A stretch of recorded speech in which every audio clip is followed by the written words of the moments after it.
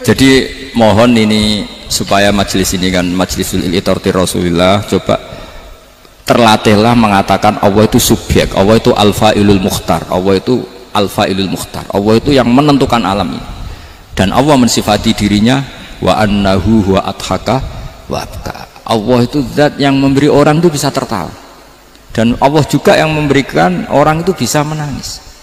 Mbok kayak apa kamu neror umat, amal nggak mesti diterima gini-gini, ternyata neng majelis nangis ya, mulai guyu kadang guyu-guyunya ngenyak tenang nih. Daripada apa ya, agak-agak merodok orang yang dohirnya beda dengan batinnya, nggak perlu distatuskan seperti itu.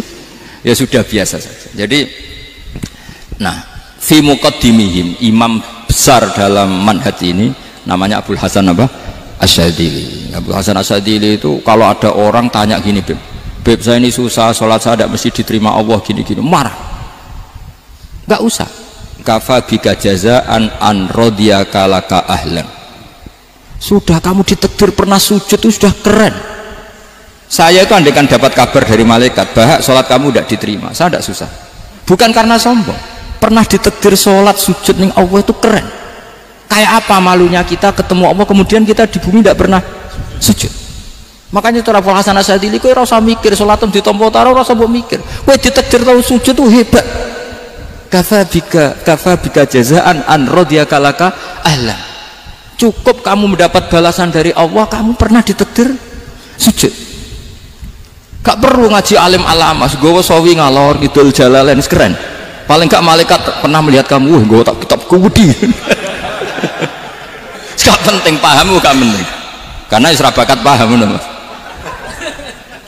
Jadi Abul Hasan Asyadzili adalah orang yang, dan itu Al-Hasani ya, dan itu Al-Hasani. Makanya macam-macam, kita yang Al-Husaini sudah kita punya Faqih Muqaddam, punya banyak.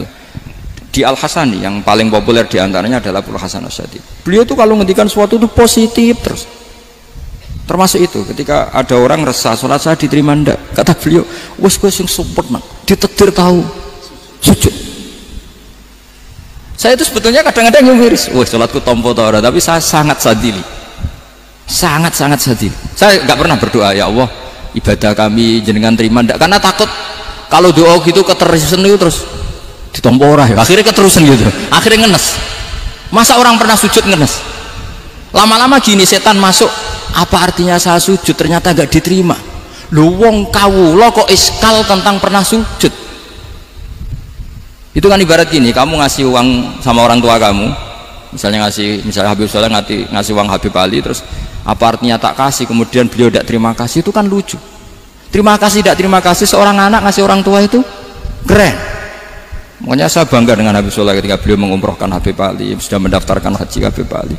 Gak usah mikir diterima apa enggak, wes keren, itu sudah perilaku yang keren, yang hebat. Makanya saya sering ada orang mau cerai tanya saya, Gus saya ini cerai gak, istri saya kurang ajar gini. Gak usah, tapi bojo kula judes, uang di bojo itu wes keren, paling gak kowe ra darani jomblo.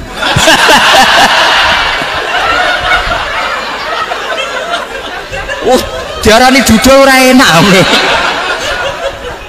Wes luwe sabar di diarani dudo mek diarani bojo judes. Enak bojo judes cek gagah. Di bojo lah. Oh iya.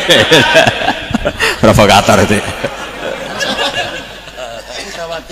Jadi kafabi jazaan an radiyaka laka ahlan, sudah ditakdir pernah sujud itu sudah keren. Dulu ulama ala hadan nampak, ulama dulu cara berpikir seperti itu. Makanya ulama dulu kalau nafsiri wasjud waqtarib sudah pernah sujud. Di Quran nggak pernah ada ayat wasjud lan sujudo siro ingkana kada wa kada ingkunta mutayakinan bikobuli sujudi, kan ada sujud ya sujud saja, tidak usah mikir makbul apa tidak makbul. Sudah kalau sujud pasti waqtarib. Saya sebenarnya ya sebagai orang ya kadang wedi, sholatku ditompo ta ora. Tapi kalau keterusan nanti ada was-was yang mengatakan opo artine sholat. Lu tuh kan ngeri seorang hamba sing uripe ning bumine Allah kemudian menyoal pernah sholat hanya karena takut gak diterima. Itu kan geblek banget. Biasa jenis kiai yang di partai itu. Saya enggak tahu kalau kene ning dikom. Di umat masa kamu gak ada keren blas. Jadi lah nanti kalau misalnya ada manhajnya Habib Soleh yang tidak seperti itu tidak apa-apa, mungkin supaya orang nggak takabur, nggak fakhr, sehingga makanya mulai dulu lama itu ya partainya kalau nggak rojak ya khauf. Nah saya ini yang jelas terang-terangan ikut partai rojak saja, apa? Partai rojak, karena banyak yang sudah di partai khauf. Tapi saya rojak yang bil ilmi tadi. Makanya Sayyidina Umar radhiyallahu anhu itu yang namanya sama sujud. Saya itu punya kitab, Habib Soleh pernah tak tunjukin tulisan tangan saya, muji-muji sujud. Sayyidina Umar ketika ditusuk seorang gila itu Majusi ya. Abu Lu'lu' terkenalnya itu Hulamul Mughirah terkenalnya itu. Ditusuk, dia sahabat, beliau sahabat wali. Jadi nusuk Umar itu kayak apa? Nusuk Mas Hakom aja dosa besar, apalagi nusuk Umar. Itu ketika ditusuk, dia itu ya punya dendam, namanya manusia itu punya dendam. Maksudnya namanya orang kan mangkel sama yang nusuk. Kalau orang mangkel itu inginnya kan yang nusuk itu masuk neraka. Tapi apa kata Umar? Ngendikan gini, tanya pertama, yang nusuk saya siapa? Orang Majusi. Orang Majusi, Hulamul Mughirah.